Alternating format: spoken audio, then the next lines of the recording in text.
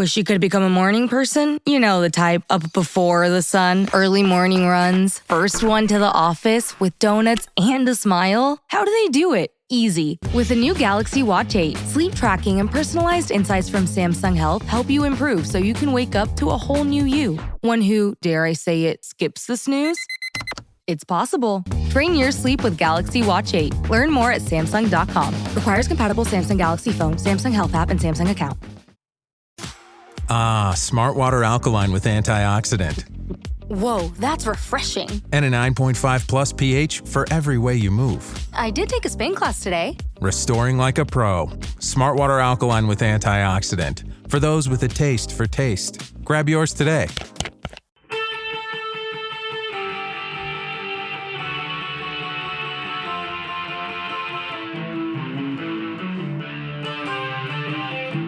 This is the Daily Blast from the New Republic, produced and presented by the DSR Network. I'm your host, Greg Sargent.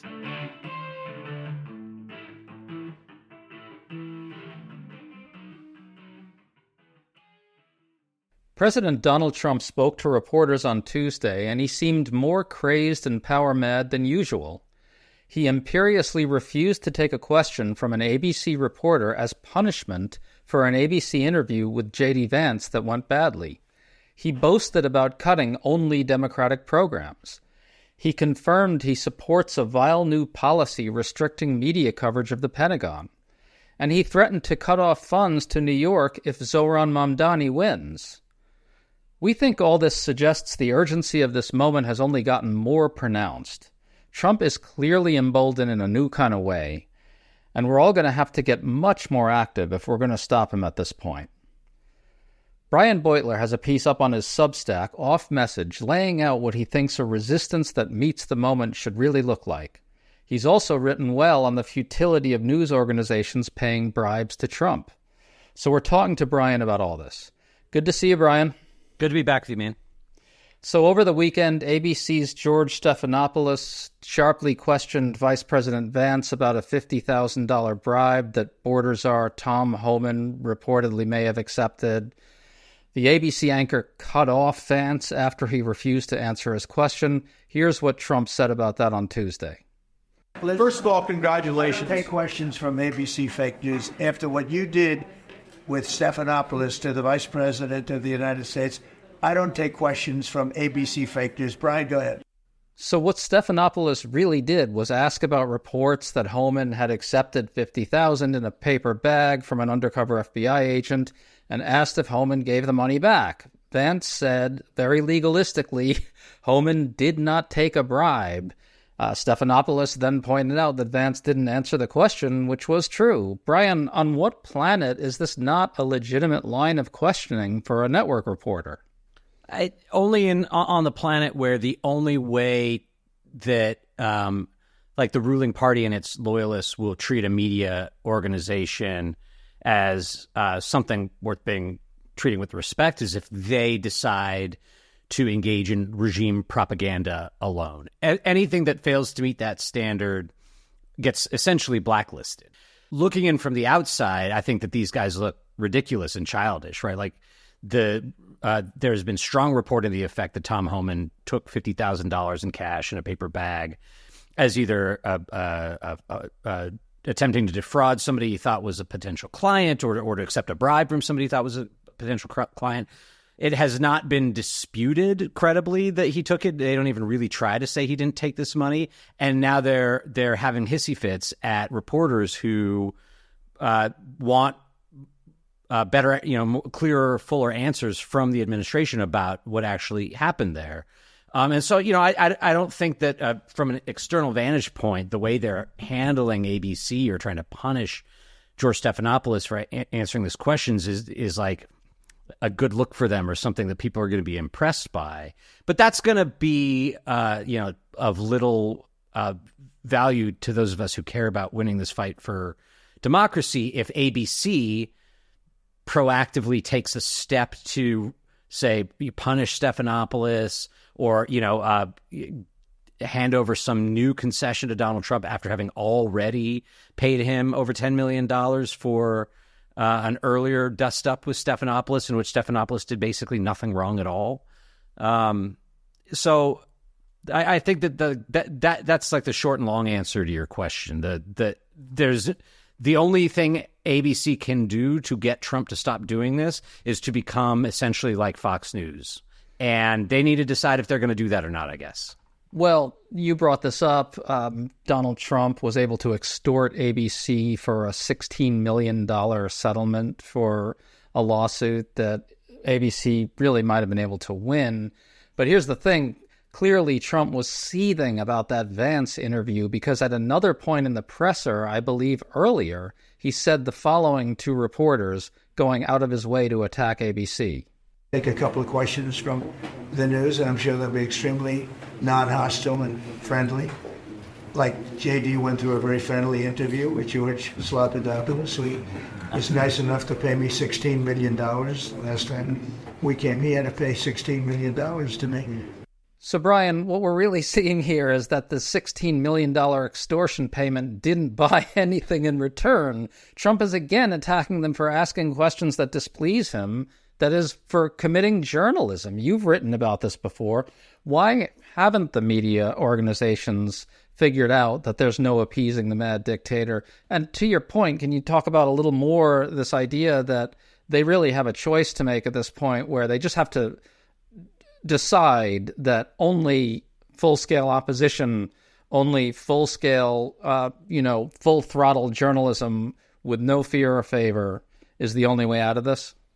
Yeah, I mean, I think that the hidden hand here is that so many of the outlets that have caved to him are corporate owned or otherwise have business before his government, and so he's been able to divide and conquer. When he has gone after individual outlets for individual heresies that actually turn out to just be normal journalism.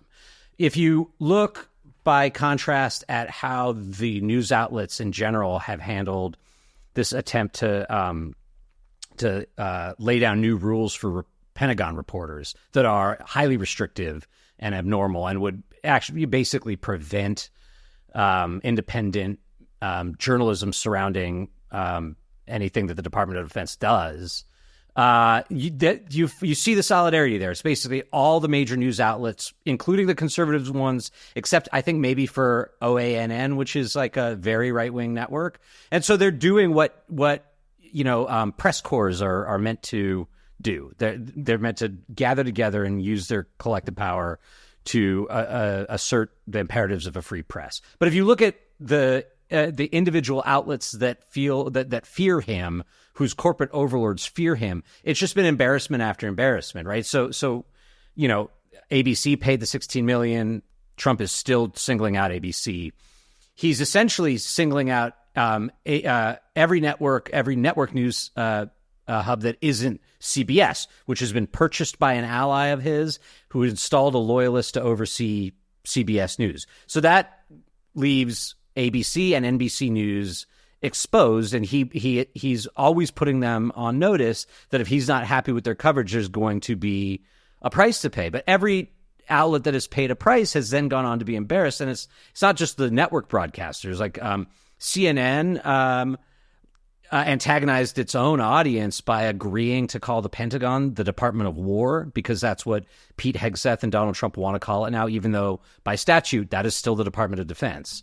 You see NPR has been, the Republicans have defunded public media, but NPR is sort of antagonizing its audience by continuing to do a style of both sides press coverage, as if like that will keep further punishment from being visited upon them. And then the funniest example is that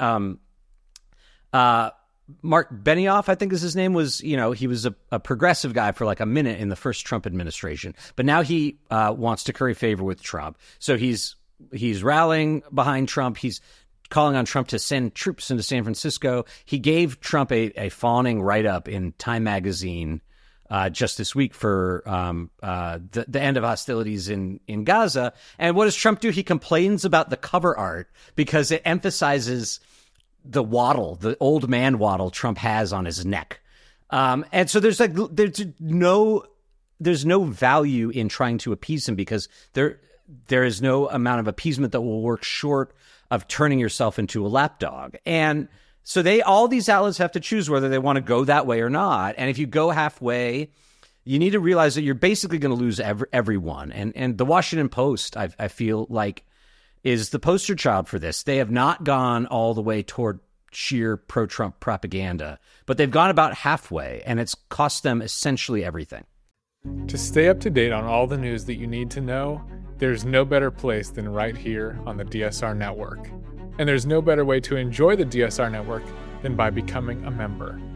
Members enjoy an ad-free listening experience, access to our Discord community, exclusive content, early episode access, and more. Use code DSR2025 for a 25% off discount on sign up at thedsrnetwork.com/buy. That's code DSR2025 at thedsrnetwork.com/buy. Thank you, and enjoy the show.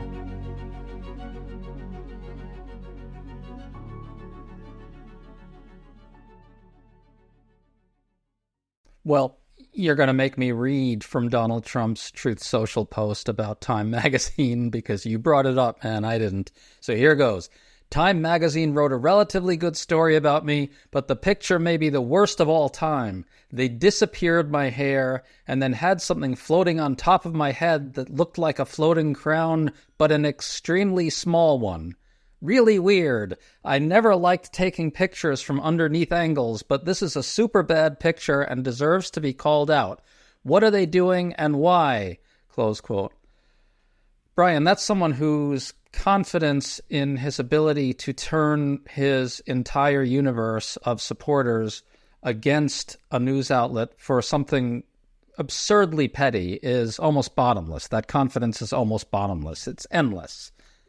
I mean, you could call it confidence. As somebody who does not work for Time Magazine, I think it's hilarious. Like, he sounds ridiculous. He sounds like a baby, you know? And you know, the funny thing is he didn't even emphasize the thing about that picture, which is the most embarrassing, which is the extent to which his neck resembles like a Georgia O'Keeffe painting. It looks like a vagina. And I think that that's probably what's actually bugging him about it.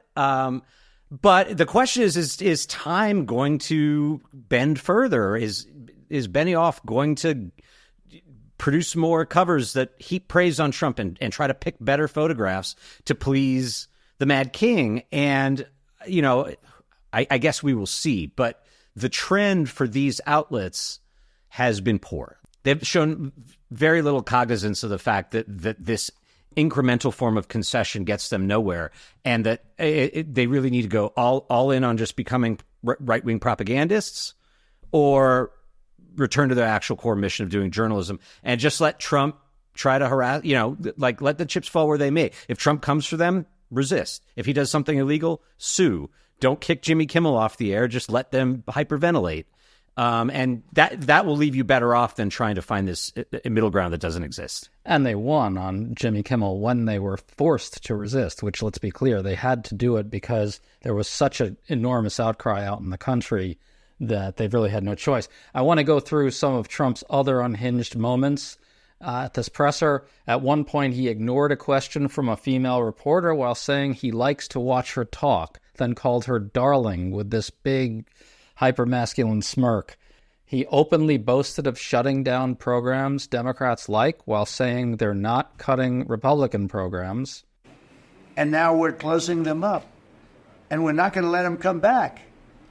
The Democrats are getting killed.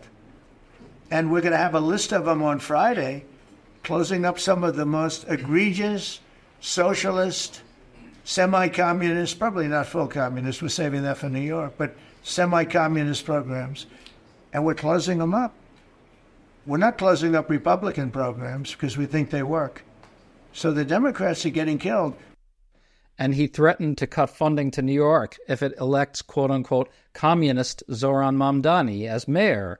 It comes through the White House. The funding for New York and for every place comes through the White House. And I'm very generous, and I was always very generous with New York, even when you had opposition there, but I was always very generous. But I wouldn't be generous to a communist, a guy that's going to take the money and throw it out the window.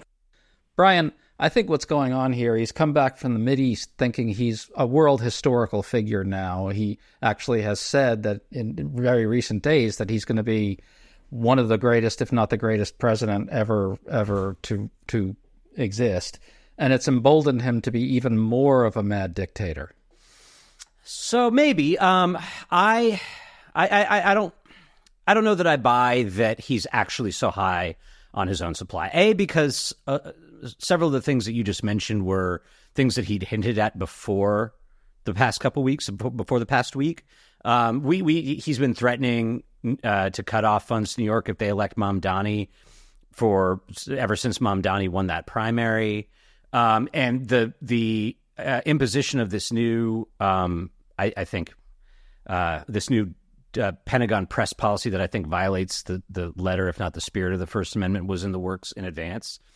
And I mean, I'm not saying Trump isn't delusional at all, but I think he knows that the peace plan he put in place is guaranteed no longevity. It's essentially the same phase one that was put in place that he broke down when he became president several months ago, and that it was sort of spirited to everyone was sort of spirited to agree to it ahead of the Nobel Peace Prize announcement, that he wanted like this to serve as like the crowning achievement that would get him that prize. So I think Trump is as much like convinced of his own greatness as he is aware of his own mediocrity. Like he knows that none of this is real. That he's just like trying to put on the best show possible to make him seem like a real deal peacemaker, kingmaker, all powerful figure, but that it's all smoke and mirrors ultimately. Right. This is the unslakable narcissist theory of Donald Trump, basically, which is that he sort of exists in this universe where he has sort of discovered that if he bluffs his way through life, he can make people act as if he's really the real thing, a world historically great figure, or the greatest real estate developer in New York, or whatever thing he's best at that very moment. But underneath it all, there's no satisfying this kind of howling void inside him. Yeah, and so what he's doing is I don't think that his like increasing assertion of dictatorial power is something that he has convinced himself is righteous and like the way things ought to be under the Constitution. He's just power mad, and he has the Supreme Court behind him, and he knows when he does things that are illegal or unconstitutional, even if he doesn't quite understand him in those terms, but that he's being predatory and he's abusing people and he's trying to extort them or blackmail them or whatever. Is that it's going to take months, if not years, for the Supreme Court to finally sort out like the legality of each of these individual moves, and that in the meantime, the Supreme Court, because they're in his pocket, is very likely to let the policies stand while litigation works its way through the court. And so he can basically end the First Amendment at the Pentagon, and he can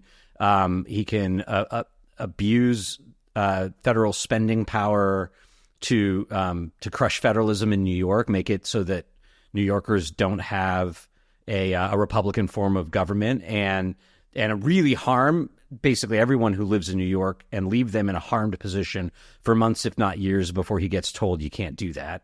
And that's the thing that's feeding the increasing abuses of power. It's not that he thinks that the abuses of power are paying off, or that he's cloaked in glory now and the people are behind him. I think that there's more awareness of the frailty of his political position than he'll ever let on the surface, and he's just aware that in raw power terms, he's got a lot of running room. Well, so that brings us to the piece you wrote, which is very good, on what the way through this is. What I found most interesting about the argument that you made was that conventional ways out of this aren't going to cut it. You can kind of squint at the situation and understand why some House Democrats might say to themselves, okay, well, if we kind of resist to the degree that we can on every front in the courts, et cetera, we can sort of slow them down. Meanwhile, we spend most of our energy focused on how to win the House, and then we can actually operate as a check on him. you write that it's time to dispense with that illusion. Why is that?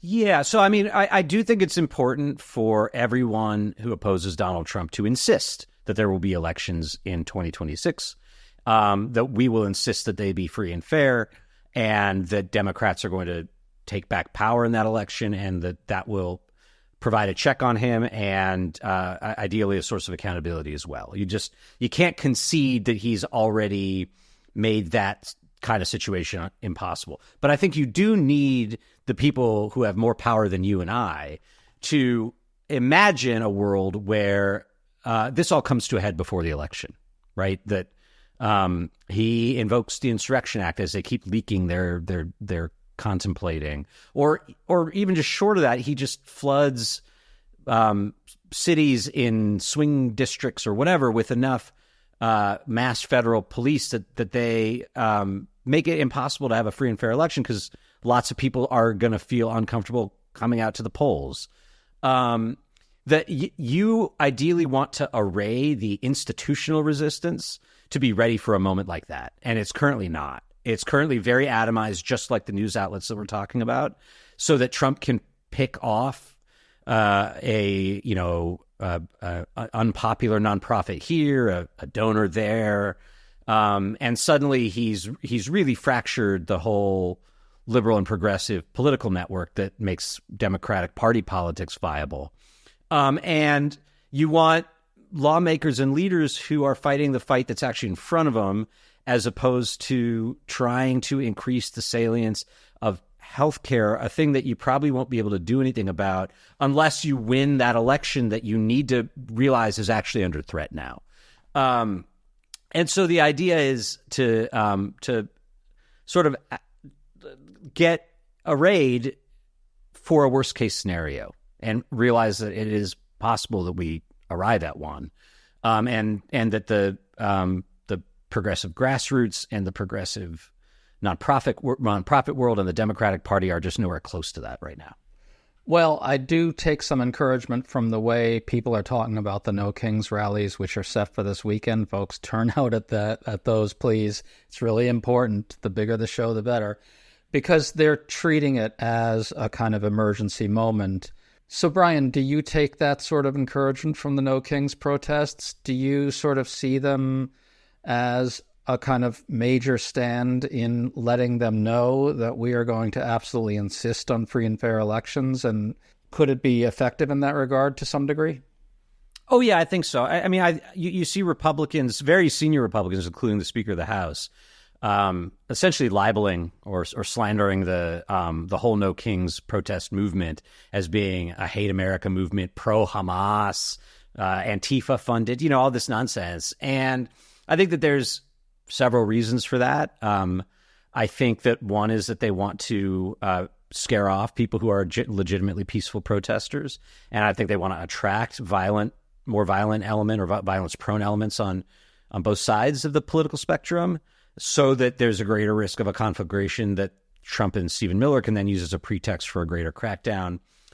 I also just think that they're scared, that they saw what the No Kings turn out in June, and they realize that is a big political force to be reckoned with. It's bigger than the Tea Party.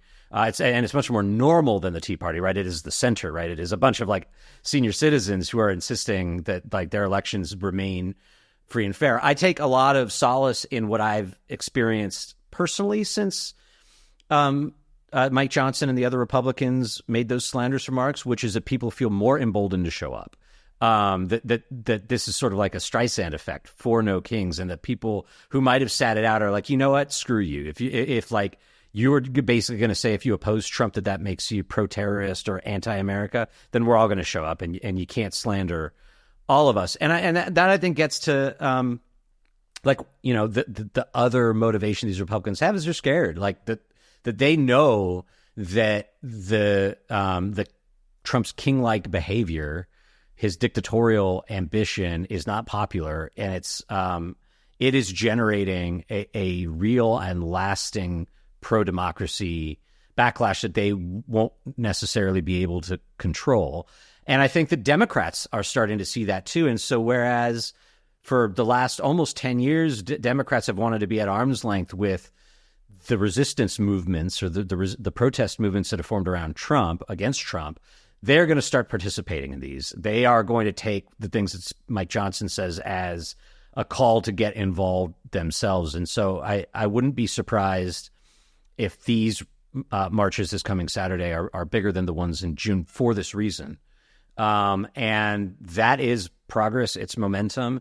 And, as long as they don't, Republicans don't succeed at dragging the whole thing into street violence, and we should say that the organizers of these protests have a lot of experience now at diffusing tension and running off bad elements. But if they are unable to try to drag No Kings into that kind of violent muck, I think that our trajectory will be like toward the sort of free and fair election in 26 that we really need to have.